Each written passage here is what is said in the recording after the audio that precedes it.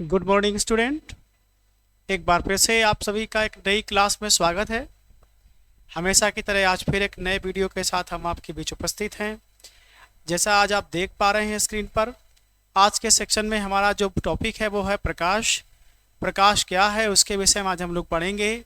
साथ ही साथ प्रकाश का जो हमारा प्रकाश क्या है इसके विषय में पढ़ेंगे। प्रकाश के गुण क्या होते हैं, प्रकाश की किरणें क्या हैं, ये आज के हमारे टॉपिक रहेंगी। इसमें से सबसे पहले बच्चों हम लोग क्या पढ़ेंगे कि प्रकाश क्या है। तो आइए चलते हैं, हम लोग शुरू करते हैं कि प्रकाश हमारा क्या है। तो बच्चों प्रकाश की अगर बात करें हम लोग, तो प्रकाश हमारी एक प्रकार की ऊर्जा है। क्या है बच्चों? प्रकाश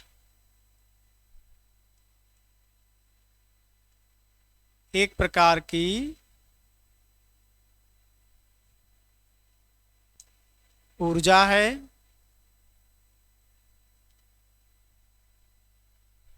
जिसके माध्यम से हमें वस्तुएं दिखाई देती हैं। बच्चों प्रकाश क्या है बच्चों?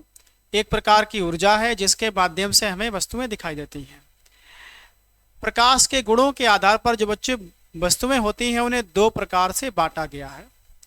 नंबर एक प्रदीप्त वस्तुएं, नंबर दो अप्रतिदीप्त वस्तुएं। नंबर एक बच्चों क्या है? प्रदीप्त, और नंबर दो क्या है? अप्रदीप्त। प्रदीप्त वस्तुएं बच्चों क्या होती हैं? जिन्हें हम लोग ल्यूमिनस ऑब्जेक्ट कहते हैं। Luminous object. अप्रतिदीप्त वस्तुएं कितना होती है बच्चों? Non luminous.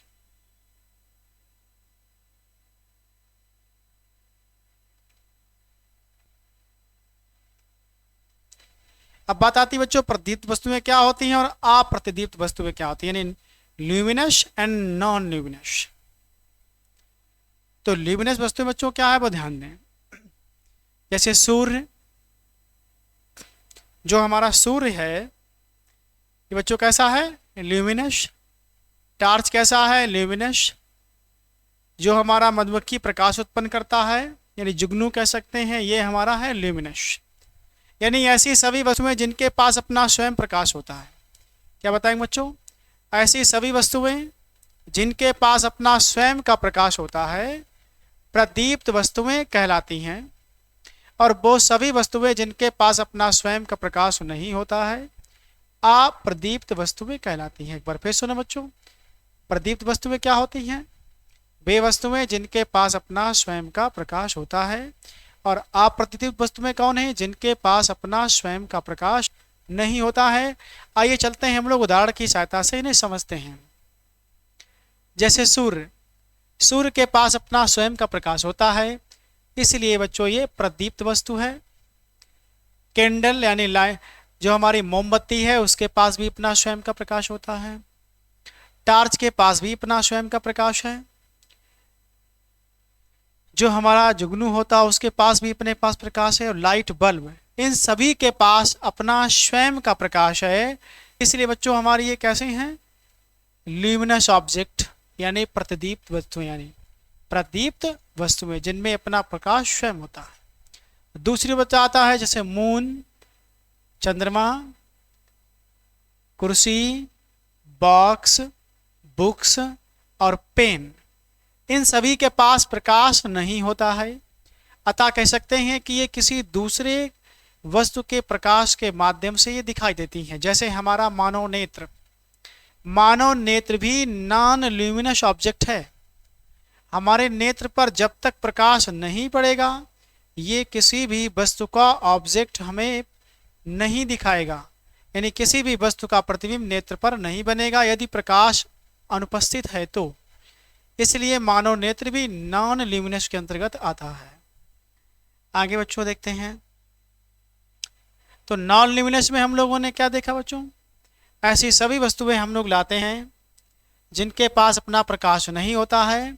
तो बच्चों सेक्शन में हम लोगों ने प्रकाश के विषय में क्या पढ़ा कि प्रकाश एक प्रकार की ऊर्जा होती है जिसके माध्यम से हमें वस्तुएं दिखाई देती हैं, परंतु वह स्वयं दिखाई नहीं देता है।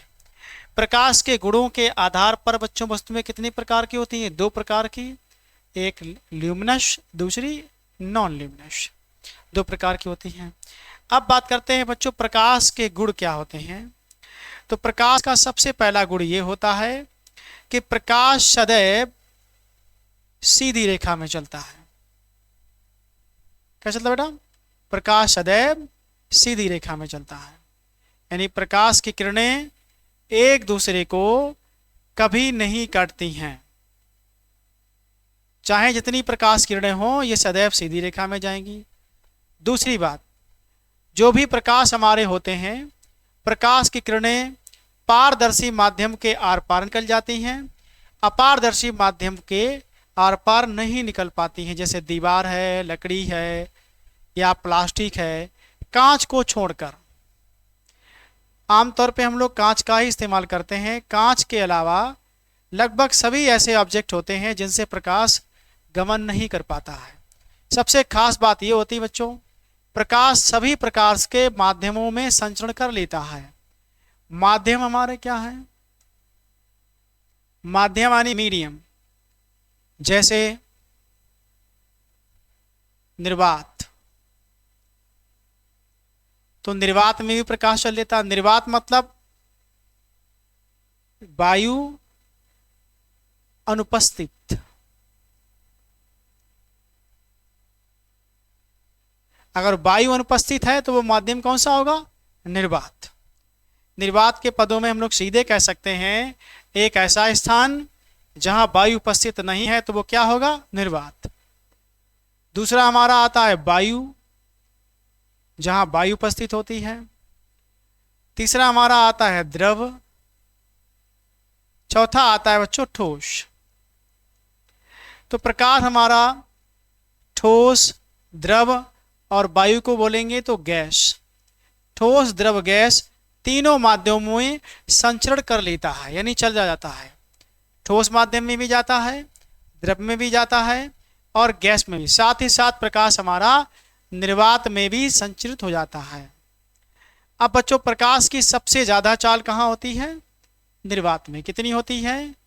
3 × 10⁸ मीटर प्रति सेकेंड निर्वात में।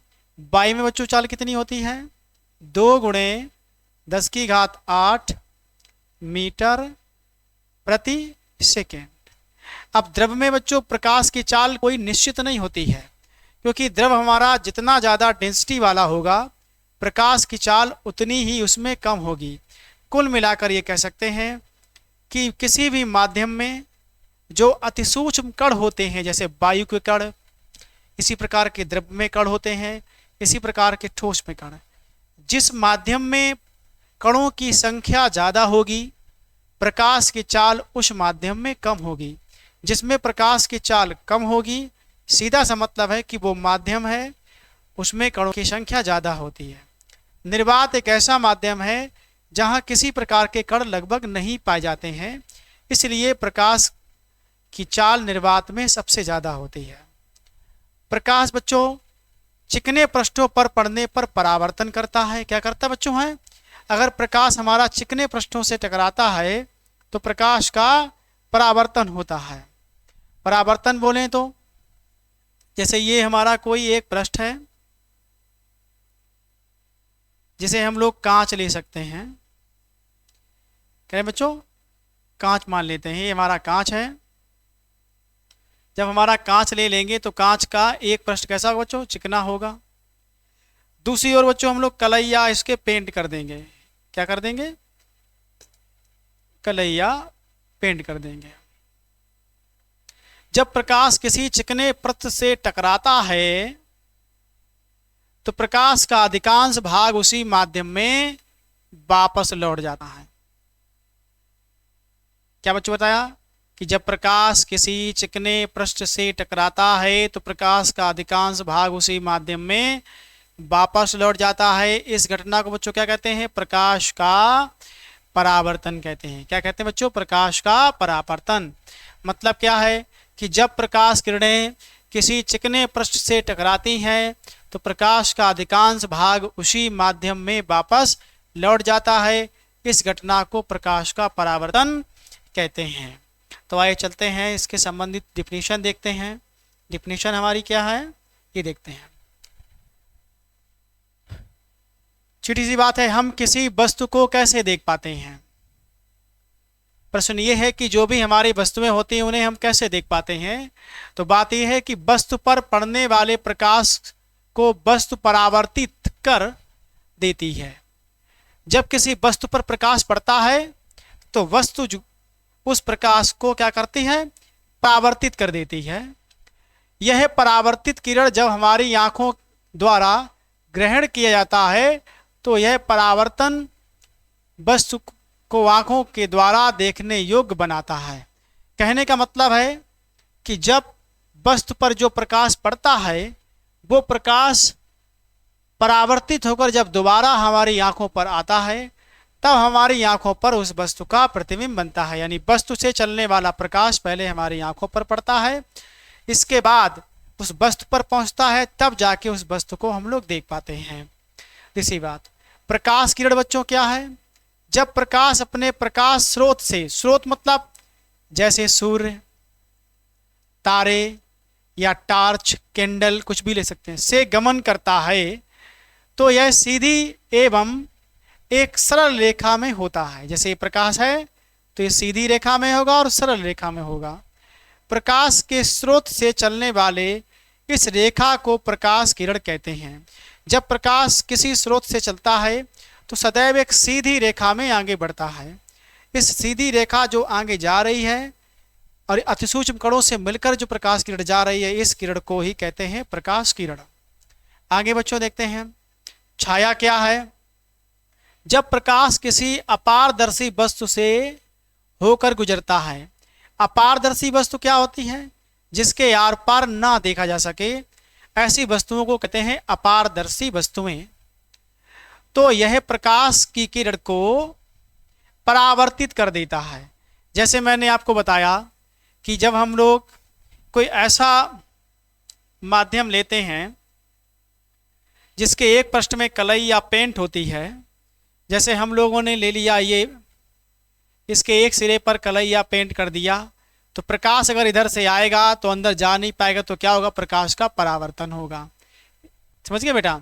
यानी जब प्रकाश किसी अपारदर्शी वस्तु से होकर गुजरता है, अपारदर्शी वस्तु मत चलो, जैसे बच्चों ये इससे होकर गुजरता है तो प्रकाश किरण परावर्तित कर देता है, जिससे उस अपारदर्शी वस्तु की छाया बन जाती है।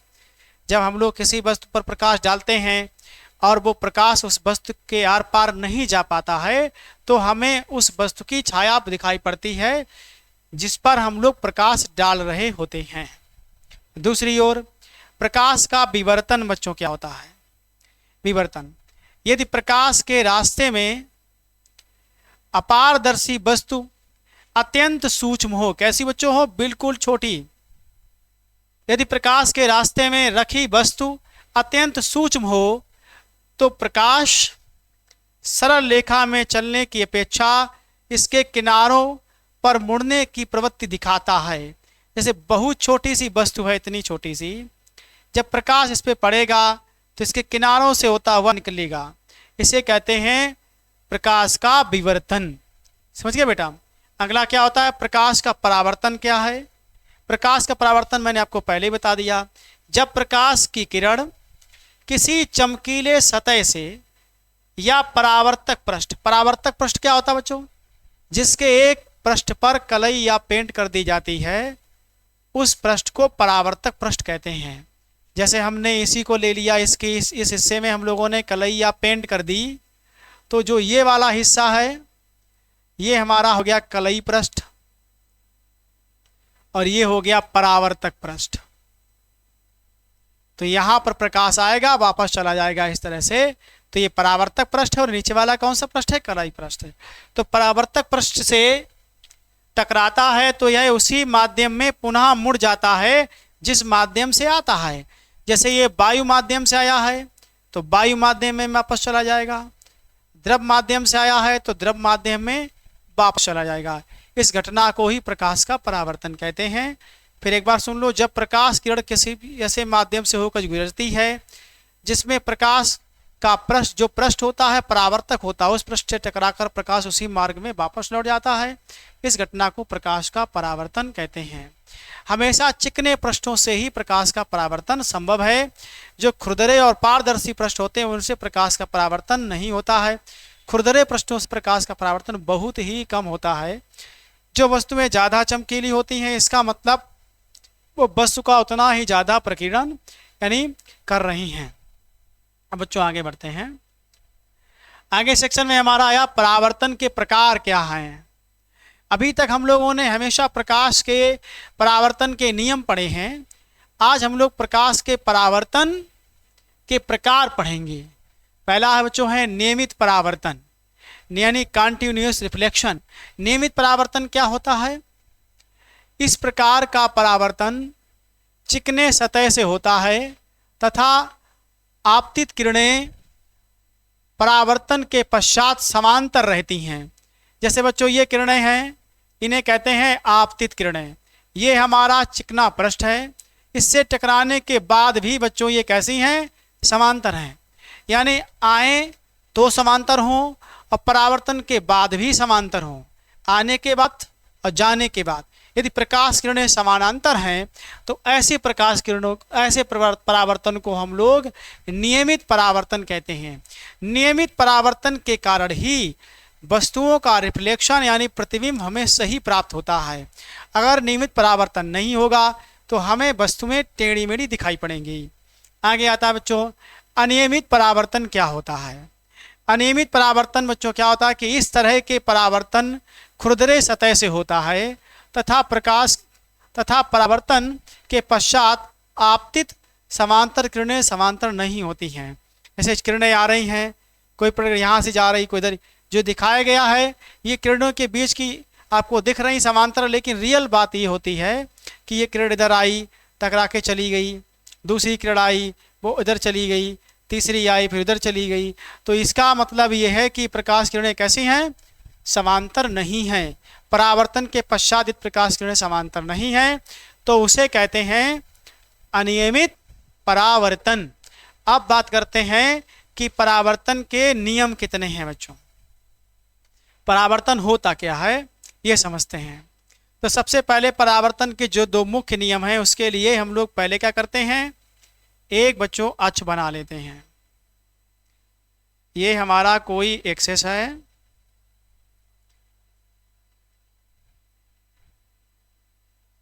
ये अक्ष है जिसके एक पृष्ठ पर हम लोग कलई या पेंट कर देंगे। ये हमारा कलई पृष्ठ हो गया, कलई पृष्ठ। तो ये कौन सा है? परावर्तक पृष्ठ। ये कौन सा है? कलई पृष्ठ। इसके ठीक ऊपर हम लोग बच्चों डाल लें अभिलंब।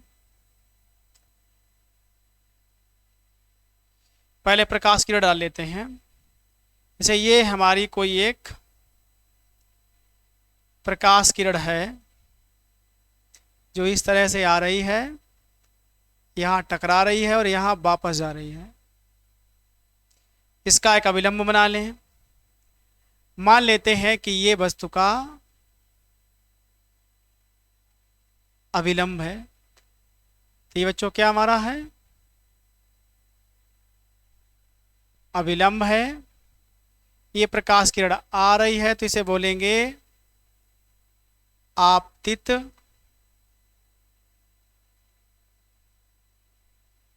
किरण। इसे बोलेंगे परावर्तित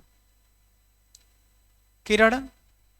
ये हमारा है आपतन कोण और ये है परावर्तन कोण। ये बिंदु हमारा है आपतन बिंदु, आपतन बिंदु।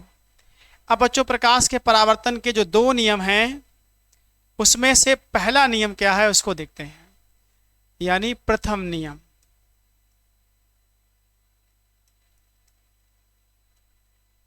ध्यान से सुनना बच्चों। आपतित किरण, परावर्तित किरण, आपतन बिंदु, पर अविलंब, तीनों एक ही तल में स्थित होते हैं। पहला नियम बच्चों क्या है? आपतित किरण, परावर्तित किरण, आपतन बिंदु, पर अविलंब, तीनों एक ही तल में स्थित होते हैं। ये परावर्तन का पहला नियम है। एक बार फिर सुनो बच्चों, क्या है? आपतित किरण, परावर्तित किरण, आपतन बिंदु, पर अविलंब, तीनों एक ही तल में स्थित होते हैं। ये बच्चों प्रकाश के परावर्तन का पहला नियम है। अब दूसरे नियम की बात करें बच्चों। आपतन कोण का मान सदैव परावर्तन कोण के बराबर होता है, यानी कोण आई बराबर कोण आर। तो बच्चों ये हमारे परावर्तन के दोनों नियम हैं। आज के सेक्शन में बच्चों हम लोगों ने प्रकाश क्या है, प्रकाश के गुण क्या हैं, साथ ही साथ परावर्तन से संबंधित परिभाषा पढ़ी हुई है। इसके अगले सेक्शन में इसके आगे के जो टॉपिक है उनका अध्ययन करेंगे। आपसे आग्रह रहेगा, यदि अभी तक आपने चैनल सब्सक्राइब नहीं किया है तो आप कर लें और अपने मित्रों को अवश्य शेयर करें। आपको प्रत्येक एक नई क्लास के साथ हम आपके बीच में उपलब्ध रहेंगे। आज के लिए इतना ही बच्चों, धन्यवाद।